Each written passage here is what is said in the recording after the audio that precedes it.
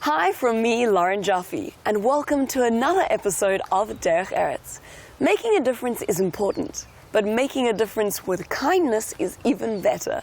Today we learn about the late great philanthropist Erezt, as well as the organization Ladles of Love, started by Danny Diliberto.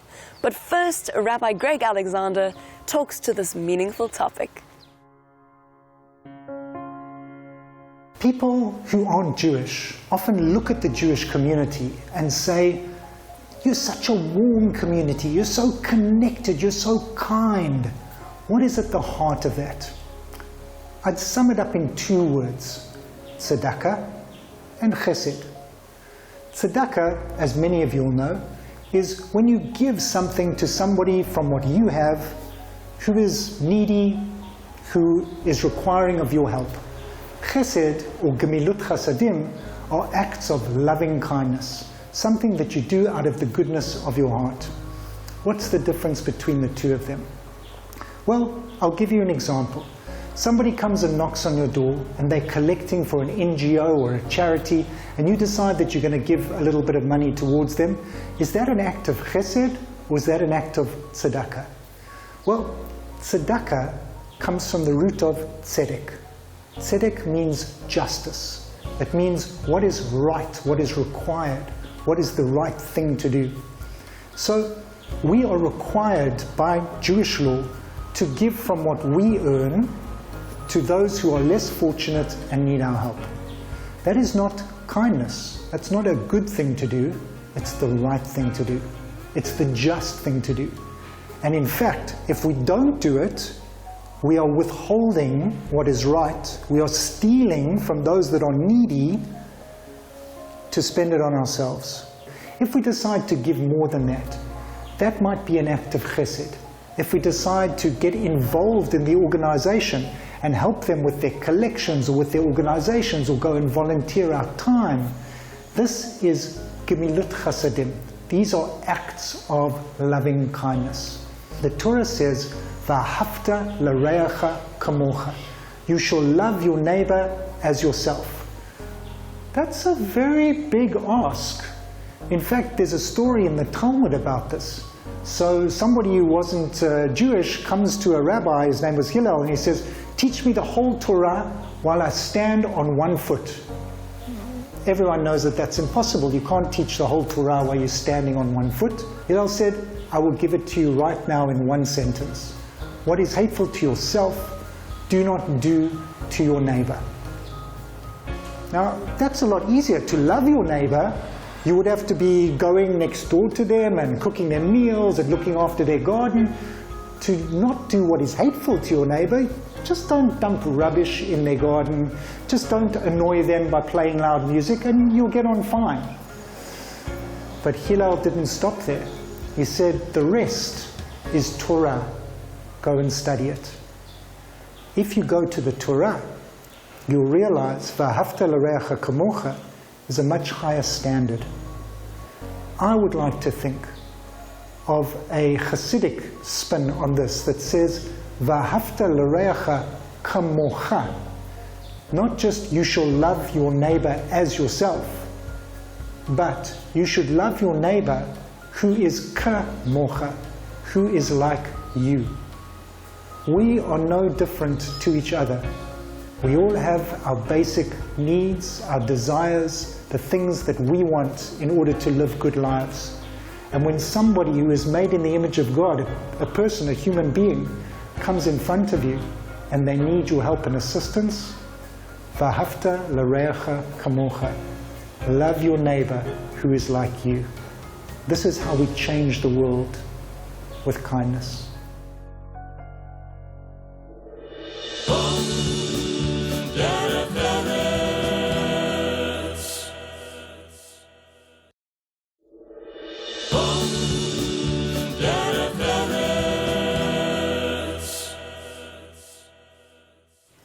little but do much were the wise words that Dorothy Sang shared with us when remembering her late father, Eric Sampson. Today, with the help of his family and friends, we get to know who exactly Eric was and what he stood for.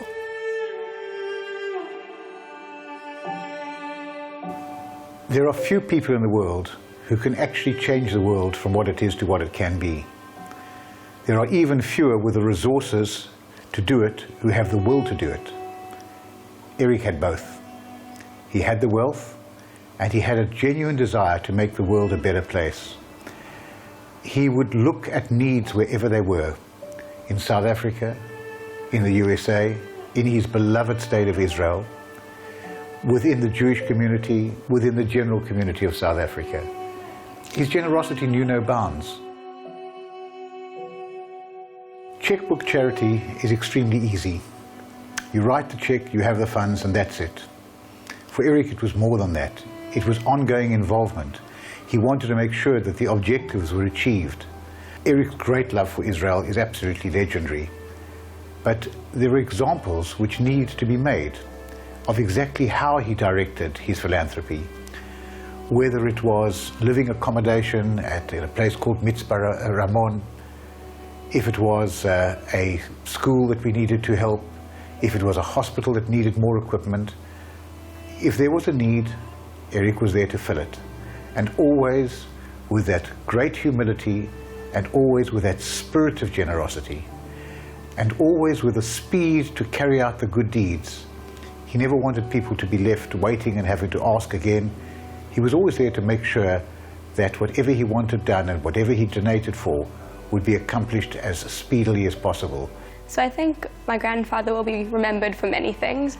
One being his ability to be both community-orientated and family-focused.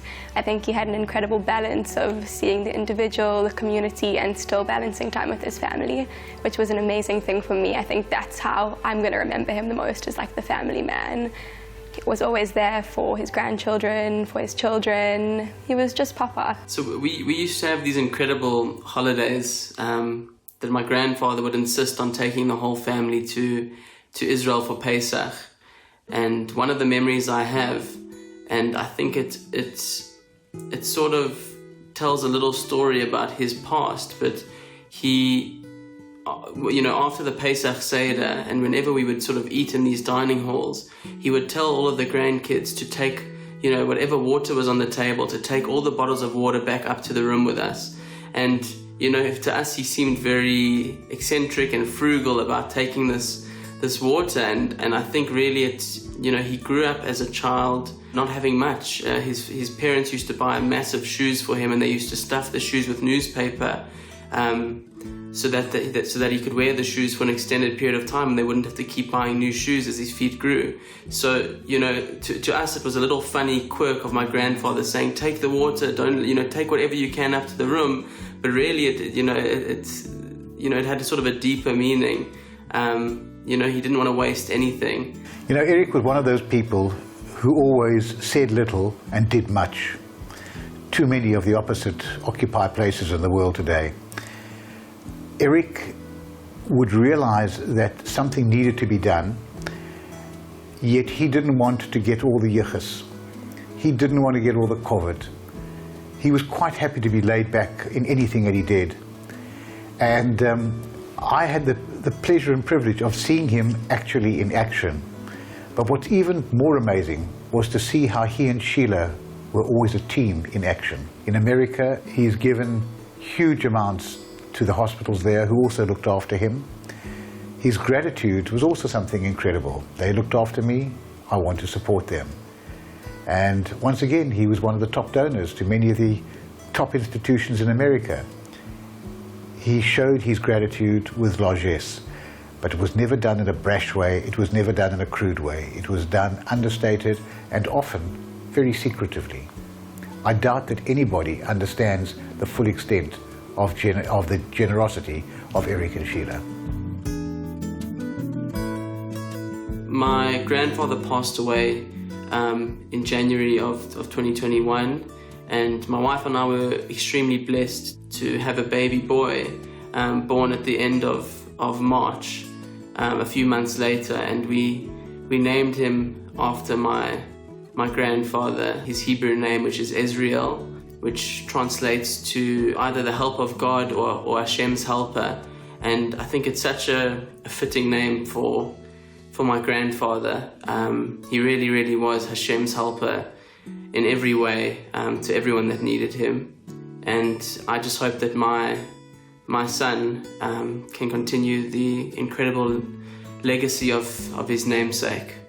I definitely learned a lot from my grandfather, a lot which I try to embody and that inspire me every day. One of the things being to always treat people with kindness. You know, he always had a smile on his face. I never really saw him angry. He was really just so compassionate and kind and cared for the individual as well as the community. But I definitely learned the importance of patience and seeing the best in everybody and really just taking every moment as it comes and living in the present. I think one of the main lessons that I learned from my grandfather is to think of the other person, you know, to sort of put yourself in their shoes. Whatever you can do to help them, whether that's monetarily, with your time, with a smile, you know, nothing's too small. Eric was proud of his Judaism, but he respected people from every single religion. He respected them, he showed generosity towards them. It was never about simply promoting Jewish causes. The late Chief Rabbi Cyril Harris always spoke about the Jewish obligation to the non-Jewish world. Well, Eric absolutely lived that. And he made us proud because of his philanthropy towards Gentile and other causes. And, you know, I think there are so few people who are actually in the position to do what he did. The difference is he did it. He didn't just have the ability to do it, he actually did it.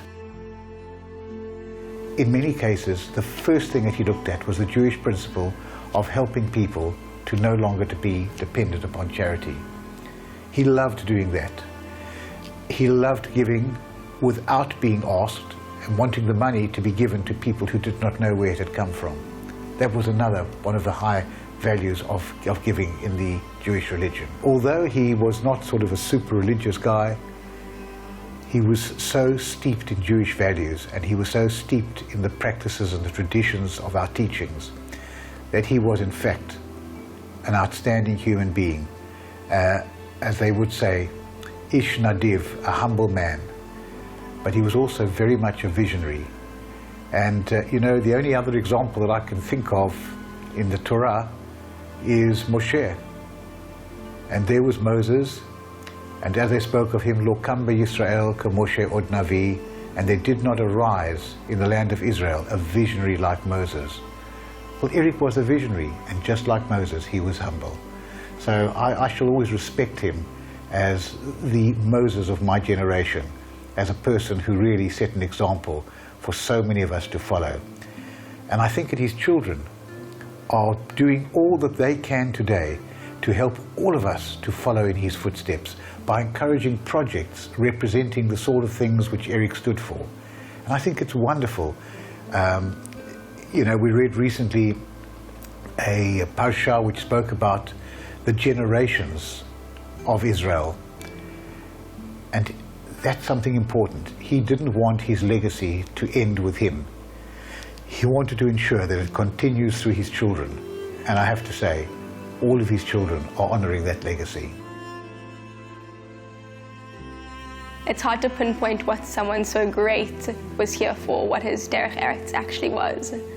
You could say that part of his Derech Eretz was just to hand over a legacy that, please God, we can all continue.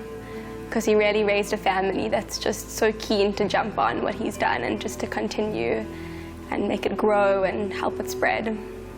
My grandfather's Derech Eretz was to heal a fractured world and to spread love, understanding, and help everyone that he could in the world.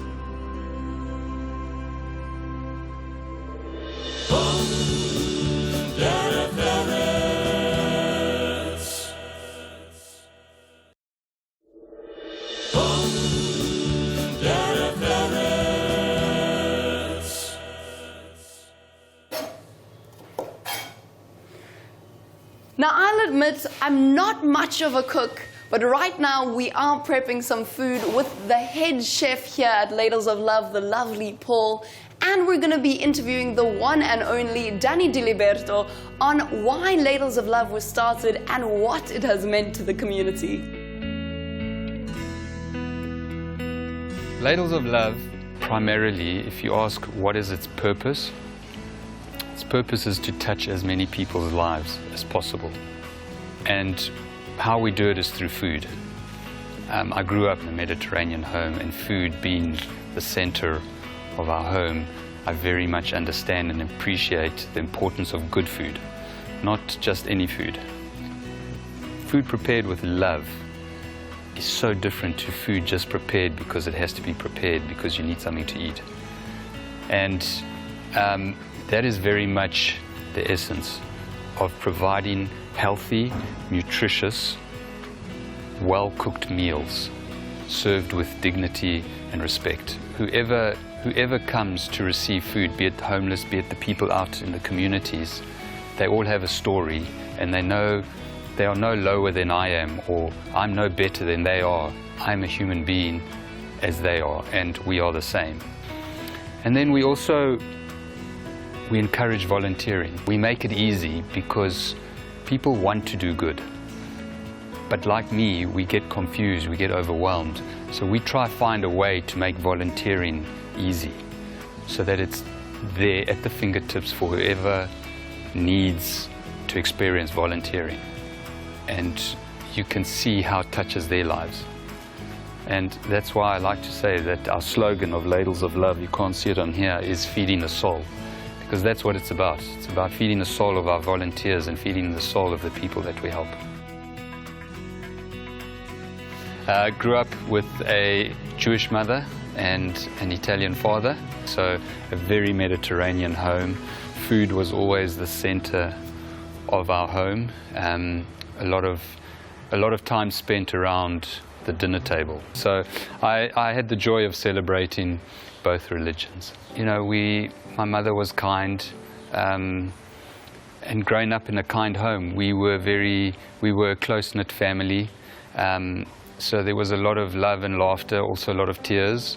And I mean, for me, I recall when I went to school, my mother would give me a lunchbox. You know, the Jewish mamas, they would give me a lunchbox the size of my backpack.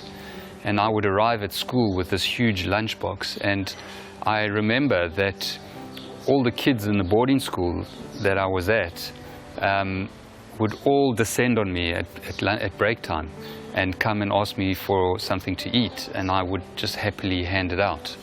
It was almost like it wasn't like, no, this is mine. It was, yes, sure, yeah. I almost felt as if it's the right thing to do. So I grew up that way, and I remember being in the restaurant industry, and I've always wanted to do good. I just didn't know how or where to focus. And I think it was when I was introduced to the ancient Sanskrit word seva, spelled S-E-V-A, meaning giving of yourself, wanting nothing in return. It very much resonated with me and clicked that feeding people is the right thing to do, and doing it with dignity and respect. So having those values, having that womanly energy drive me all my life, it has been the essence of Ladles of Love. Every year, Mandela Day, we try and do something special. It's our biggest fundraiser of the year for us, so we always try and make it extra big, extra special. And this year we decided to go for the Guinness World Record for the longest line of food cans put down. And then the reason for that is that those food cans would then go into the communities to fill the pots with food. So it was just perfect. And the current Guinness World Record is 3.28 kilometers long, or 44,966 cans. That's the current record. We decided, in honor of Nelson Mandela, to go for a 6.7 kilometer line. That was 90,000 cans. And it was amazing how all the plans that we had done were just perfect for us to achieve. We had, I can't remember how many volunteers, but I think there were over 1,000 over the day or something crazy that came and helped us put 90,000 cans. We created a line, a meandering line through the waterfront. And do you know that we had to have auditors measure it? For Guinness World Record, it was exactly 6.7 kilometers long. And I mean, when you walked this line, when you took pictures of it, when you took videos, you just see miracles in motion.